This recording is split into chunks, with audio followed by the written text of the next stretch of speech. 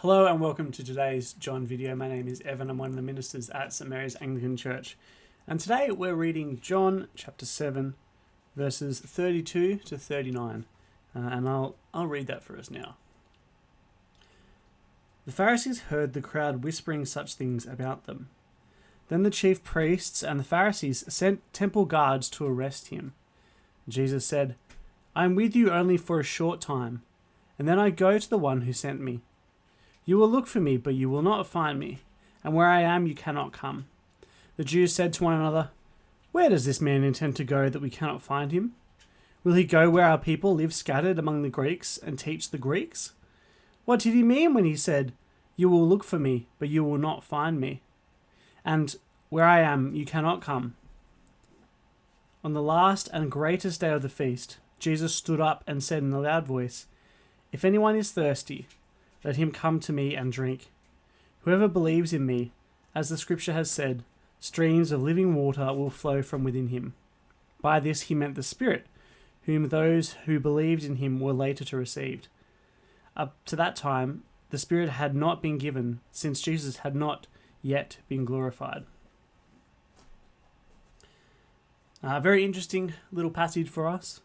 I think my light bulb from this passage, just looking at the verses 37 and 38, Jesus kind of gives his final reprise of the food and the drink sort of teaching for this section. He's taught on it quite a number of times and spoken about it quite a bit. And here at the last and the greatest day of the feast, he speaks about it one more time for everyone to hear and for people to take into consideration. My question is, looking at verses 35 and 36, I just wonder why they didn't ask Jesus. You know, why they didn't feel like they could approach him and just say, "Jesus, where are you going? What do you mean we can't come with you?" Instead, they speculate amongst themselves and they whisper amongst themselves. And maybe that's because they desire to stay at a distance to him. They desire to not be too involved with him or too deep with his teachings. And so they decide to stay distanced and separate. And if they can't figure it out, well, then they're happy with that. And, and that, of course, I guess, has ripples in the way that I guess we can understand Jesus today. We can stand in the distance and speculate at some of the things that he says.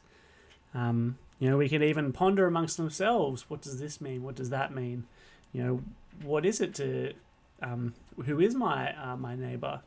What does it mean to love others as I love myself? And we can kind of agree amongst those things, but unless we come and ask Jesus ourselves, then we don't know. Application.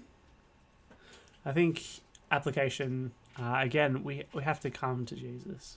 Jesus asks us in this passage to come to him. And this time, John, the gospel writer, kind of enlightens us a little bit more and says that Jesus is speaking about his Spirit, the Spirit which he works, the Spirit which works Jesus's goals, and that the Spirit is the living water that wells up inside of people. And so we should come to Jesus and receive that Spirit. And then speech bubble going forward. I'm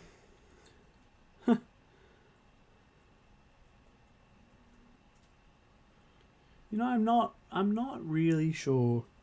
I'm not sure what can be my speech bubble from here. Usually I'm okay at thinking about these sort of things, aren't I? But I don't know if I have anything for today. I don't